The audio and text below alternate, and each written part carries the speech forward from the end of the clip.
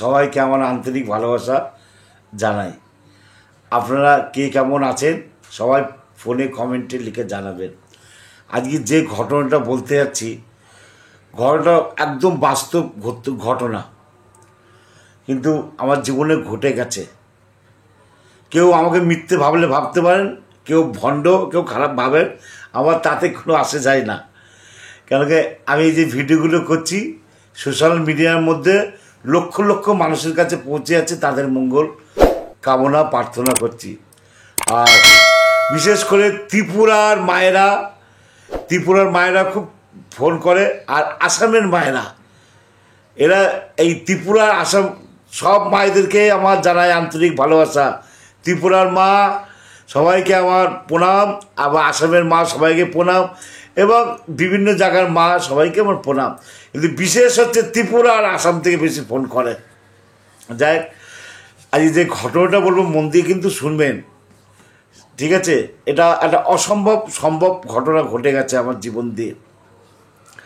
আর যদি ভিডিওটা ভালো লাগে সাবস্ক্রাইব করে দেবেন। সাবস্ক্রাইব করলে কি হবে, আপনি আমার সাথে যুক্ত হয়ে যাবেন, আর আমি যেসব ভিডিও ছাড়বো দেখতে পারবেন। এই জন্য সাবস্ক্রাইব করতে বলি। আচ্ছা, মন চাইলে করবেন, মন না চাইলে করার দরকার নেই, কেমন? আচ্ছা, আর কারোর যদি কোনো সমস্যা হয়, যে কোনো সমস্যা বলবেন, চেষ্টা করব। আমি ঠাকুরের কুকুর, কিন্তু আমার কোনো দাম নেই।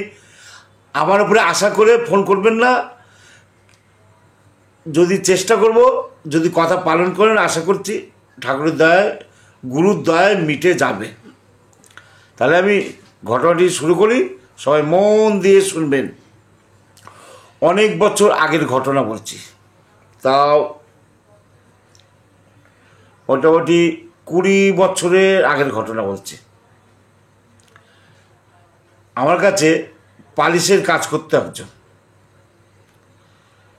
সে একদিন সন্ধ্যাবেলায় এই গরমকালে মাঠের মধ্যে, ও কাজ টাজ হয়ে গেছে, আমারও কাজ টাজ হয়ে গেছে, তা মাঠের মধ্যে ও বলছে, গোপালদা চলো না একটু বসি, বাড়ি যাবো, ভালো লাগছে না।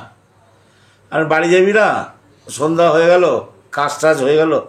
না গোপালদা, বাড়ি যেতে ভাল লাগে না, সেই পরে যাব। তা মাঠে বসতে হঠাৎ আমাকে বলছে, গোপালদা কিছু ভালো লাগে না গোপালদা। আমি বললাম, কেন রে, ভালো লাগে না কেন, কি হয়েছে? বউর সাথে কিছু হয়েছে? বলে, না গোপালদা, আজ 12টা বছর বিয়ে হয়ে গেল, একটাও সন্তান হয়নি। বাড়ি গেলে একটা ছোট বাচ্চা থাকলে তার সঙ্গে একটু কোলে নেবো, খেলবো টেলবো, একটু মনটা আনন্দ লাগবে। আমার তো বাচ্চা নেই, আর বাড়ি গিয়ে কি করব আমি? আমি বললাম, তুই ডাক্তার দেখাসনি? বলছে, হ্যাঁ অনেক ডাক্তার দেখেছি গোপালদা, অনেক বড় বড় ডাক্তার দেখেছি, তান্ত্রিক বাড়িতে গেছি, অনেক কবচ মাদুরি নিয়েছি, হ্যাঁ, তা আমি অনেক ঠাকুর বাড়িও গিয়েছি। তা আজ এই 10-12 বছর তো এই করে বেড়াচ্ছি, কিন্তু আমাদের কোনো সন্তান হলো না গোপালদা। আর হবে না গোপালদা, আজ 12 বছর হয়ে গেল, আর কি সন্তান হয় গোপালদা, তুমি বলো? আমি বললাম, হ্যাঁ কথা তো ঠিকই বলেছিস। তা ওকে হঠাৎ আমি বললাম, তুই ছেলে নিবি? বলছে, আমি ছেলে নেবো মানে? তুই ছেলে নিবি, হ্যাঁ কি না বল, সন্তান নিবি? বলছে, আমার সন্তান হবে? কেন হবে না, নিশ্চয়ই হবে, 100 বার হবে। বলছে, হবে? বলছে, হ্যাঁ হবে। আমি বললাম, হ্যাঁ হবে। তা কটা কাজ আছে, কাজগুলো করতে হবে, তুই পারবি কাজটা করতে? বললো, হ্যাঁ গোপালদা আমি পারবো। আমার ফার্স্ট কাজ হচ্ছে 7 দিনের মধ্যে তুই 1001 টাকা দান কর, লোহা কিনার দান কর, 1001 টাকা। বলছে, গোপালদা আমার তো খুব অবস্থা খারাপ, কোথায় পাই টাকা বলো তো? এই যে যা তোমার কাছে রোজ পাস, কোনো রকম সংসার চলে, এক্সট্রা কিছু টাকা থাকে না। তখনকার 1000 টাকা প্রায় এখনকার প্রায় তোমার 10,000 টাকার সমান। বলছে, কোথা থেকে দেবো? আমরা এই তোর বোর যদি শরীর খারাপ হতো, ডাক্তার যদি বলতো 10,000 লাগবো, কী করতিস? বলে যেখান থেকে ধার দেনা করে জোগাড় টোগাড় তো করতেই হতো। আমরা ঠিক তাই, গুরুর আশীর্বাদের সময় একজনকে উজাড় করে কষ্ট করে জোগাড় করবি। যাই হোক, আর তুই এই কাজটা আগে কর। ওকে দীক্ষা দিয়েছিলাম অনেক দিন আগে, ওকে আমি যাজন করে দীক্ষা দিয়েছিলাম অনেক দিন আগে। ওই কোনো রকম স্তুতিটা করতো, আর কিচ্ছু করতো না। যাই হোক, ও 3 দিনের মধ্যে 1,001 টাকা জোগাড় করে নিয়েছে। বল দাদা দাদা জোগাড় হয়ে গেছে। আর আমাকে খালি খুঁড়ো খুঁড়ো বলতো, ও খুঁড়ো টাকা জোগাড় হয়ে গেছে, আমরা চল আমার সাথে মন্দিরে চল। তখন আমাদের এখানে কলকাতায় একটা মন্দির হচ্ছিল, ঢালাই হয়নি। আর ওই অর্ঘটা এই দাদাকে দিয়ে দে। ও দিয়ে দিল।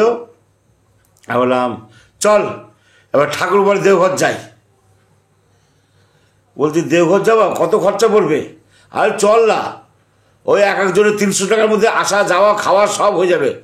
বলছি কী বলছো? বললো হ্যাঁ, 300 টাকার মধ্যে খাওয়া দাওয়া আসা থাকা সব হয়ে যাবে। বলছে তাহলে তো ভালো হয়। তা আমরা একদিন প্রোগ্রাম করে নিলাম, প্রোগ্রাম করে নিয়ে আমরা সোজা ঠাকুর বাড়ি দেওঘরে চলে গেলাম। দেওঘরে চলে গেলাম।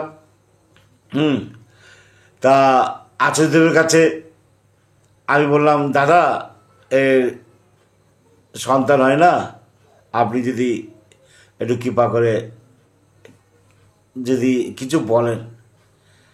তা পূজনীয় বাবাইদা যিনি বর্তমান আচার্যদেব, তিনি ঘাড় নাড়ল, ব্যাস। তা তিনি ঘাড় নাড়ল মানে আশীর্বাদ হয়ে গেল, কারণ তারা তো ভগবান।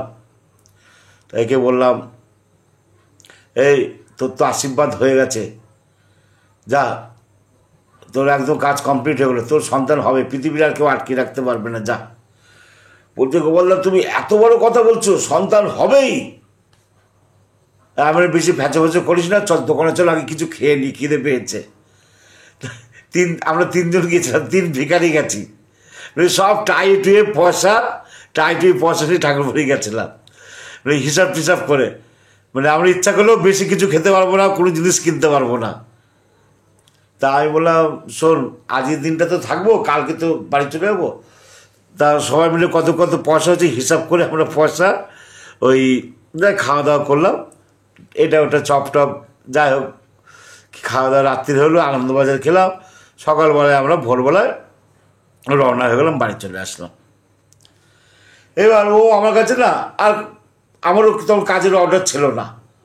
তা ওকে বললো আমার কাছে তো আর কাজের অর্ডার নেই, তুই তো অন্য জায়গায় কাজ কর, আমি ঠিক করে দিচ্ছি। বললো ঠিক আছে দাদা, তুমি যেখানে বলবো তাহলে সেখানেই কাজ করব। আমি অন্য জায়গায় কাজ ঠিক করে দিলাম, ও ওখানে চলে গেল। এবার ওর সাথে কিন্তু আমার আর যোগাযোগ নেই। অনেক দিন পর ঠিক দুপুরবেলায় 2-2:30 নাগাদ দেখি হঠাৎ ফোন আসলো। হ্যাঁ, ফোন আসলো। তখন কিপ্যাড ফোন ছিল, কিপ্যাড ছোটো ছোটো ফোন ছিল। আমাকে বলছে খুড়ো, খুড়ি কোথায়? আমি বললাম কেন? এই তো আমি খেয়ে দিয়ে ঘরে শুয়ে আছি। আরে খুড়ো সুখবর আছে। সুখবর আছে? কি খবর? আরে খুড়ো আমি নার্সিংহোম থেকে বলছি, আমার ছেলে হয়েছে, ছেলে। আমি বলি কী বলিস? তা তুই এতদিন তুই আমাকে জানাসনি, আজকে প্রায় আজকে 9-10 মাস পরে আমাকে জানাচ্ছিস? বলছে আমি ইচ্ছা করে তোমাকে জানাইনি, একবারে তোকে সারপ্রাইজ দেবো বলে। বলছে আর ছেলে হয়েছে, একদম ছেলে খুব দেখতে সুন্দর, ফর্সা টর্সা।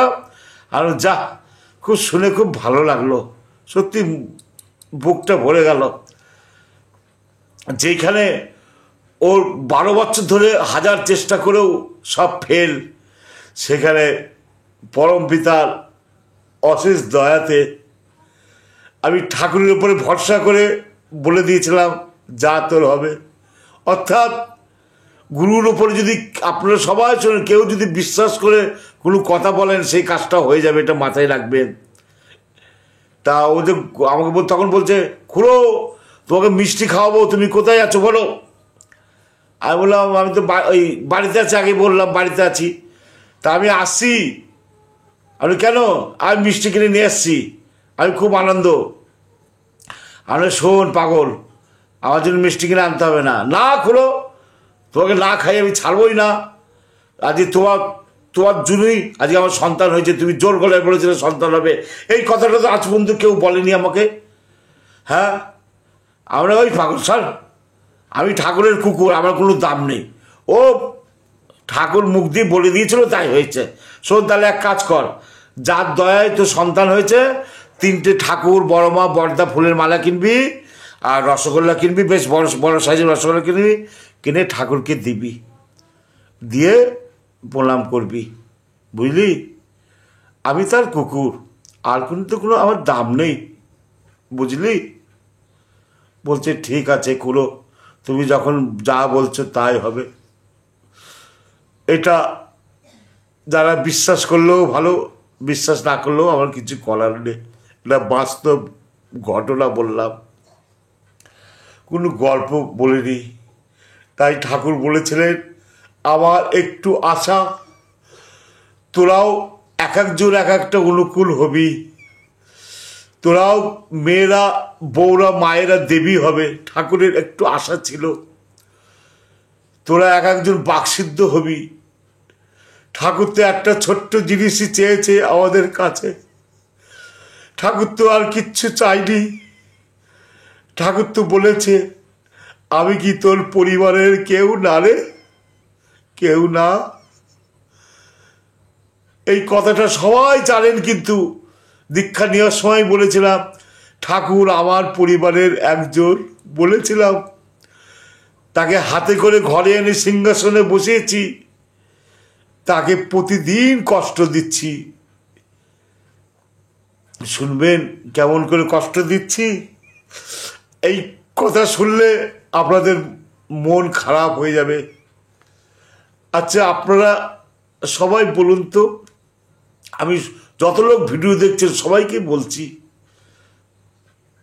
আপনাকে সকালে একটা বাতাসা 1 গ্লাস জল দেবো, আবার সেই রাত্রিরে একটা বাতাসা 1 গ্লাস জল দেবো, বেশি না 10 দিন দেবো।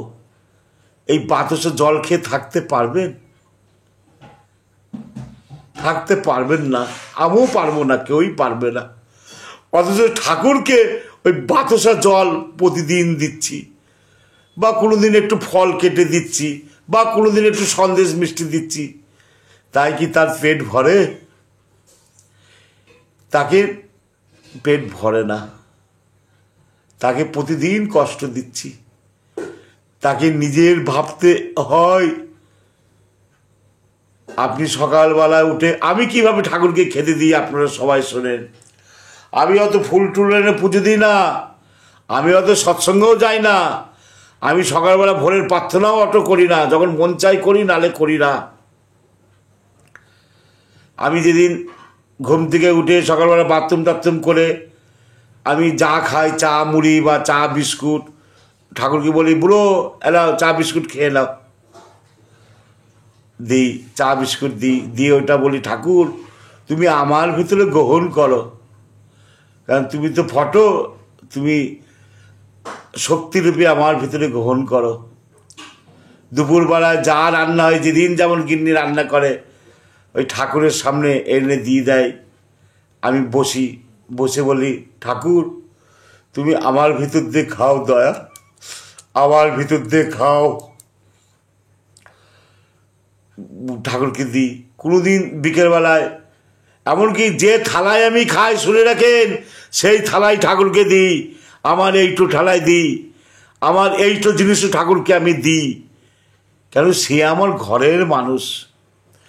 আপনারা বলেন তো, আপনার যে ঘরে মানুষ, মা বাবা বা স্বামী, আমরা কি বারবার কাপড় চেঞ্জ করে করে তাদের খাবার দিই?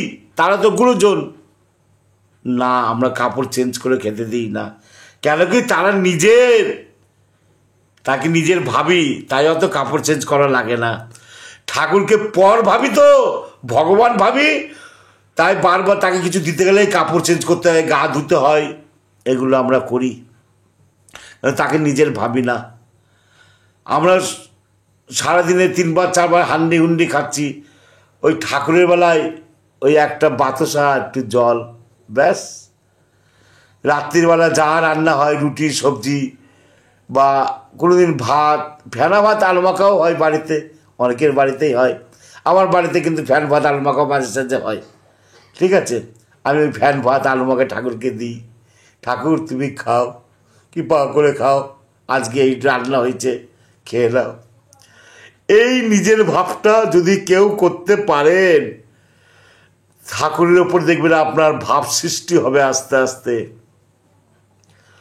ঠাকুর পুণ্যবতী বইয়ে বলেছে, দেখে নেবেন, কেউ হাজার নিয়ম কানুন পালন করছে, এই যারা ডিপি ওয়ার্ক করছে, সৎসঙ্গ ঘন ঘন যাচ্ছেন, নামধানু করেন, অথচ শুনে রাখেন আপনার ঠাকুরকে কেউ নিজের পরিবারের মতন ভালোবাসেন না, তাই কিছু পাচ্ছেনও না। কত ডিপি ওয়ার্ক করে, বউরা আমাকে ফোন করে, দাদারা ফোন করে, বলে দাদা একটু শান্তি নেই, ঘরে অশান্তি। এটা সত্যি ঘটনা। ঠাকুরকে নিজের ভাবেন, পরিবারের একজন ভাবেন, দেখেন কত রোগ ব্যাধি ভালো হয়ে যাবে, মনে কত শান্তি পাবেন, আনন্দ পাবেন। করে দেখেন।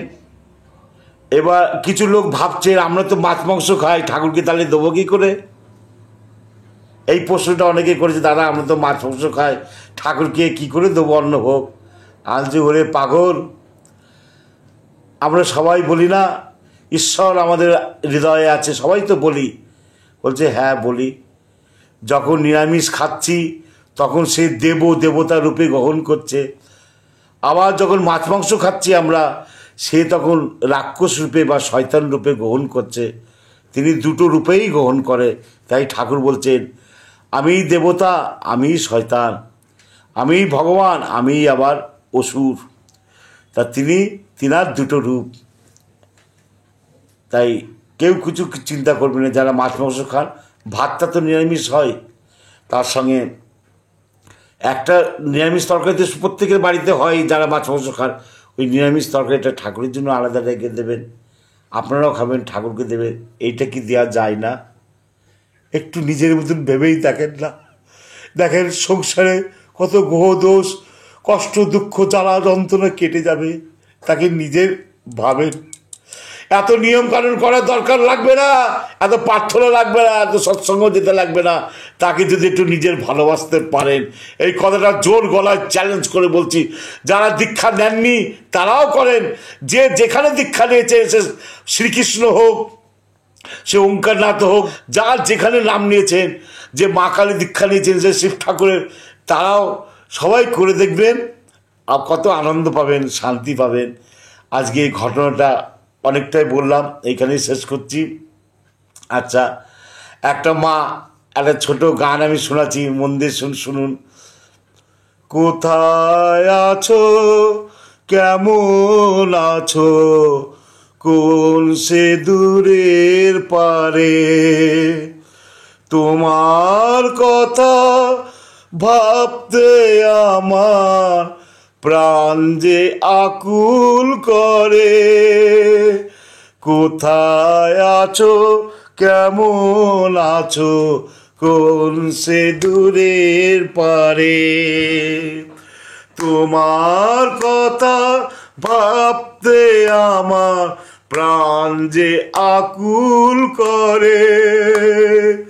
বুকের মাঝে কি যে বাজে যখন থাকি একা, বুকের মাঝে কি যে বাজে যখন থাকি একা। আবার কবে আসবে দয়াল, কবে হবে দেখা, পুণ্যভূমি দেওঘরে আজ কতই স্মৃতি আঁকা। আবার কবে আসবে দয়াল, কবে হবে দেখা, আবার কবে আসবে ঠাকুর, কবে হবে দেখা। এই বলে শেষ করলাম। সবাইকে টাটা, বাই বাই, সবার মঙ্গল প্রার্থনা করি। বন্দে পুরুষোত্তমম।